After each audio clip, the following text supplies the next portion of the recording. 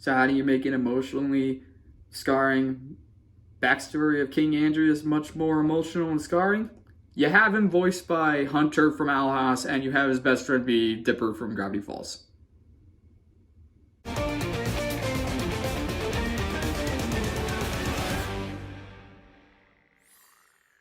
How is everyone doing today, guys? My name is T Codes, and man, this episode of Amphibia hits. This is episode 54B of the series, episode 14B of season 3, The Core or The King and the Core, or The Core and the King. God dang it.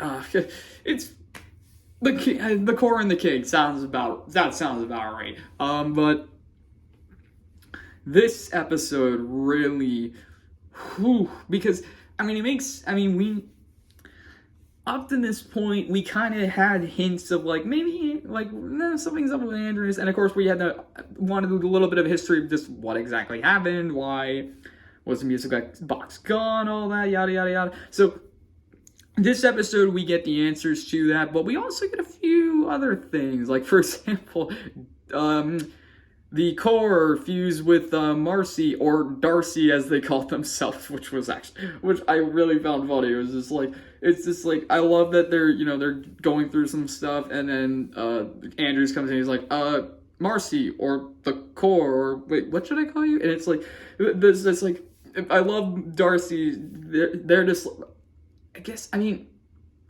they said it's the Core using Marcy's body, so I guess so they're really in control, so I'm just gonna go with them. So yeah, Darcy, they're just like, we'll call ourselves Darcy, and it's like, really? And it's like, well, Marcy's body, and it's like, it's based on a character of one of her things. It's like, okay, yeah, we'll just do that, Darcy. It's like, cool, all right.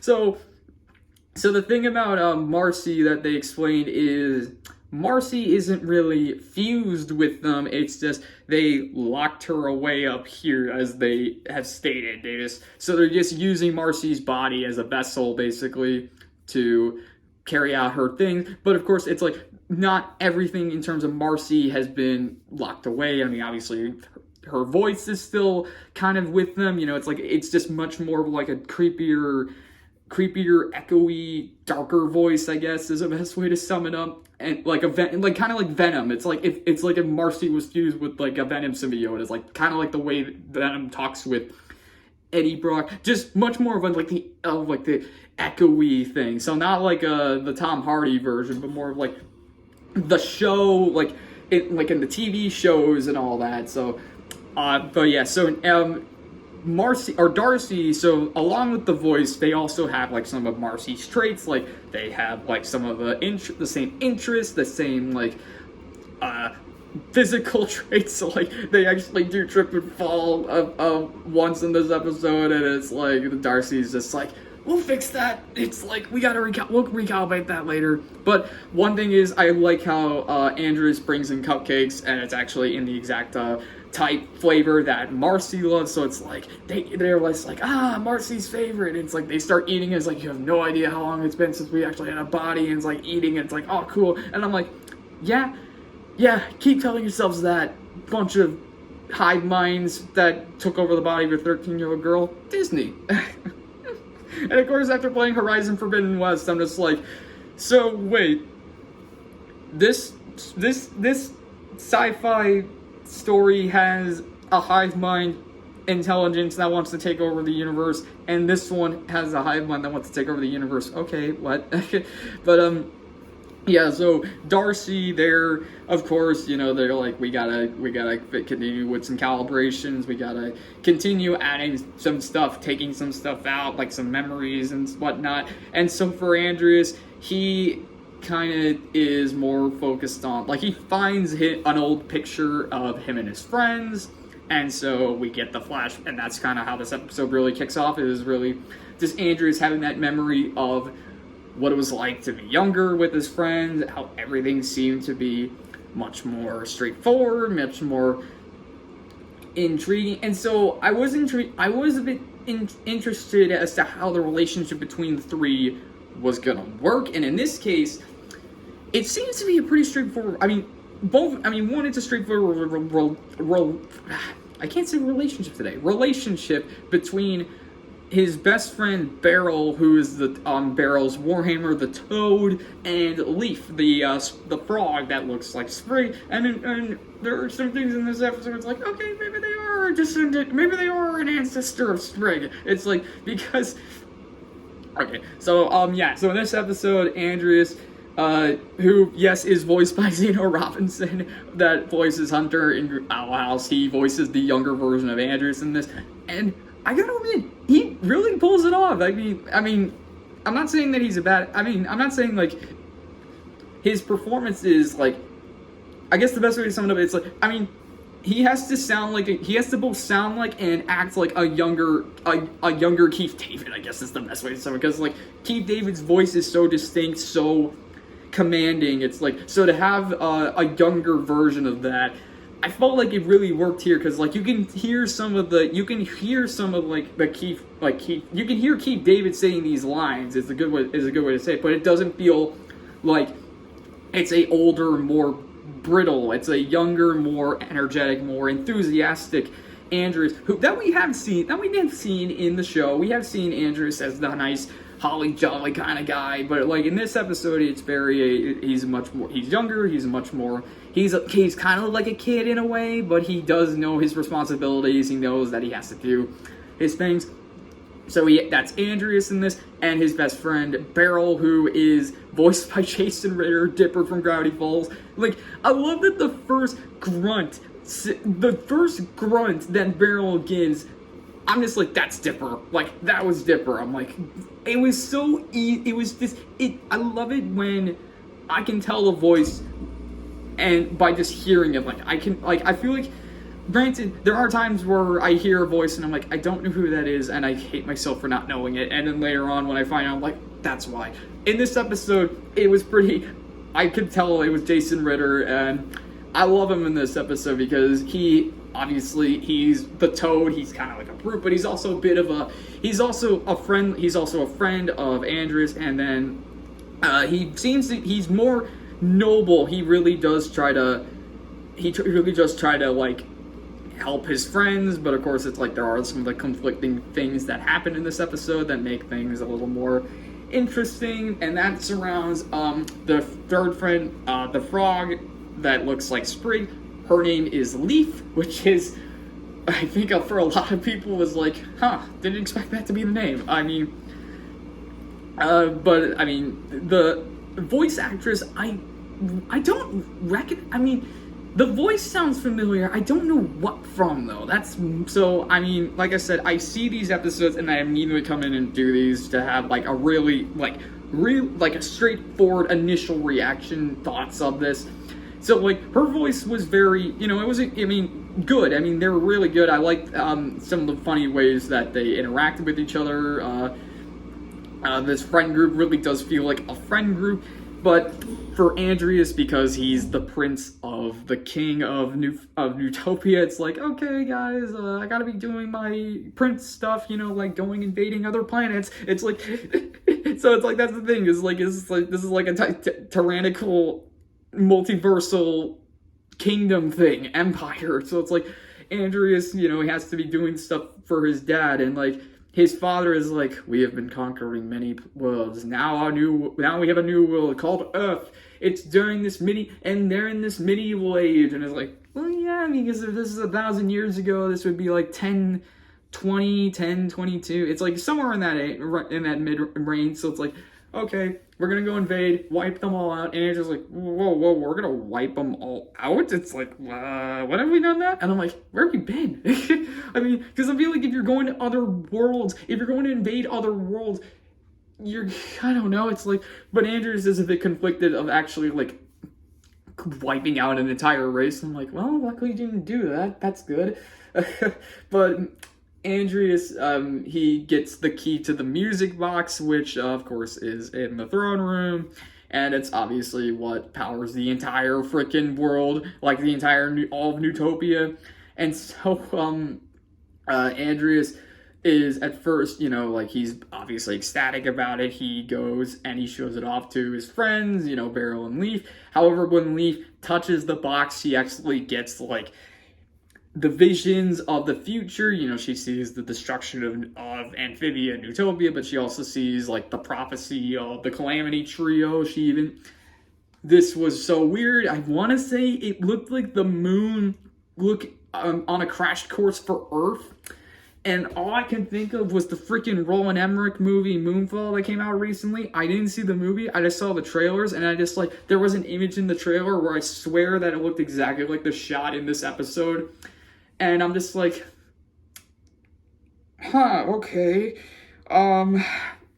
So Leaf sees this vision, and she tries to inform the king and the people about like if they keep, it seems like she's like, because she knows so much about gardening and like agriculture, she knows that like even like the slightest change in the slightest change can cause like a drastic alteration to an ecosystem. So she's like, it seems like we're doing that exact same thing with the multiverse. It's like the more influence we have, the more drastic the change we're gonna have on the entire thing. So she's like, we can't keep doing this. We can't keep invading other worlds. We gotta stop. But of course, people are like, well, if we don't invade, where are we gonna get our stuff from? It's like, okay, sure, why not? So I did like Andrias in this episode because he obviously has his stuff with his father, but he also has the actual care of his friends. Like after Leaf, talks about it, and then the king's like, nah, we're not sure about this. We can't trust. It's like the music box is our birthright. It's like we have this power. We are using it the way we want to. And so, after Leaf and Beryl leave, Andrias is like, okay, well, thank you for at least hearing her out, at least. And then, of course, the king is like, we are not going to listen to her. And it's like, because for them, the music box, like he said, is their birthright. It's like, this is something that we've been given. We've been given this, so we can use it the way we want. And it's like,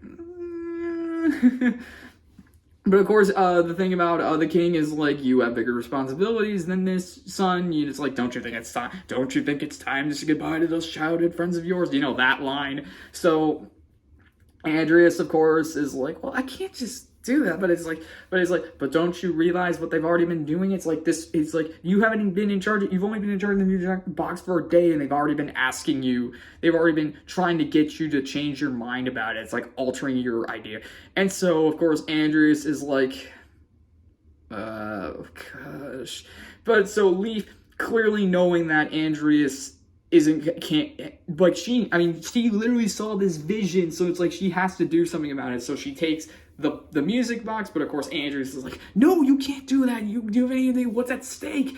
And it's like, and of course Leaf's like, I do know what's at stake. And it's like, she tries to convince them, but they don't. Well, Andrias won't listen. In fact, his fear of letting his father down is what drives him, and so that fear eventually leads to Leaf being forced to escape, and even Beryl at first is trying to stop her, but Leaf is trying to convince him to join, or at least understand. So Beryl kind of is caught between that, but eventually Leaf escapes with the Moss Man, which I guess is how the legend of the Moss Man for it's no big deal.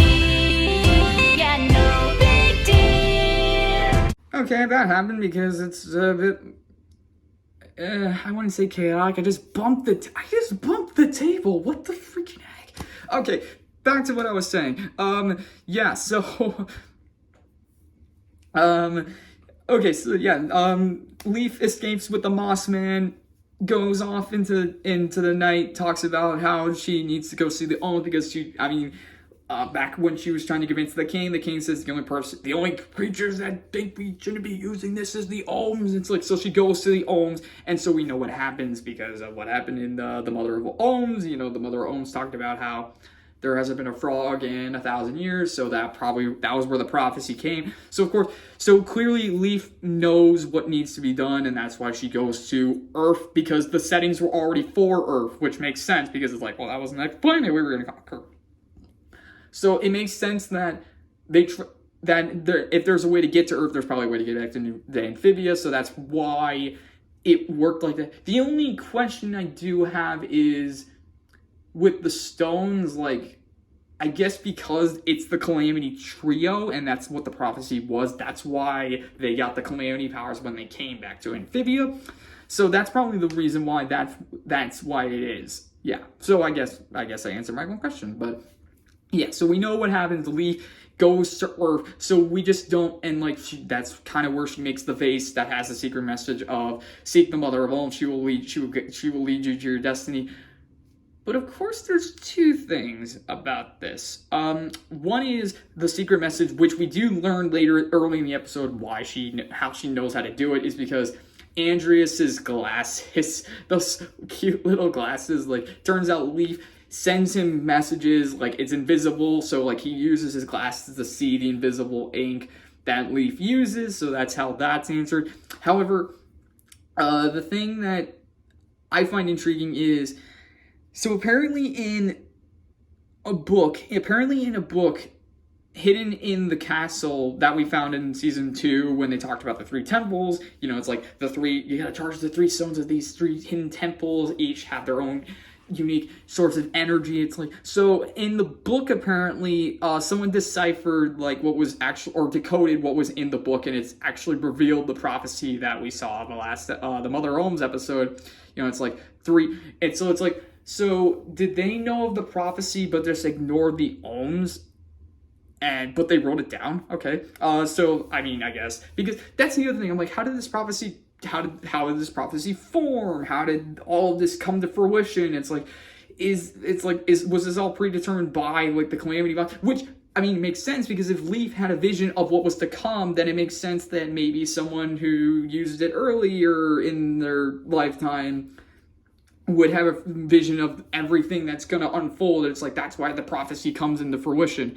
So, yeah, so Leaf gets away, obviously teleports away, and so it's like she has left this world, the box is gone, it's like, we are doomed. But then, of course, the core that Andrias' father revealed early in the episode that he says that he will fuse with, it's like, okay. So the core actually reveals that the box will return because it's like it's part of the prophecy. It's like the Calamity Trio will eventually come back. It's just like we don't know when, so we just gotta wait. And it's like, well, 1,000 years. So yeah, that's the thing. Of course, I guess the thing is, it's like if this box has been on Earth for 1,000 years, how come it hasn't been opened up until this point with Anne, Marcy, and Sasha, unless it can only be opened and used. Or I mean, wait, no, that's already been answered, because when in True Colors, when Sasha tried to send Anne and the Flamethrowers back, she opened it up and nothing happens. So I guess in terms of once the box actually discovers the Calamity Trio, that's probably when it's sent. That's when it activated itself. I guess that's the best way to sum it up. Yeah, actually, yeah, that's the best way to sum it up. I keep answering my own stupid questions when I'm freaking thinking about them in this moment. But again, I literally see an episode, come in, talk about it, just like, okay, let's get these over with. So, okay, it's starting to make sense for me now. But, yeah, so because of that, they have to wait it out. So, Andrias, of course, we saw just how long he waited, and it seemed like everything's coming to fruition. We cut back to the present where Darcy got rebooted, and it's like, I can't imagine how much it costs them to actually input the Apple like power up, the Mac power up, because it's literally like, ding! It's like Darcy's is like this, and it's like eyes open, ding! It's like, that's better. But of course for Andrias, it's just like, yep.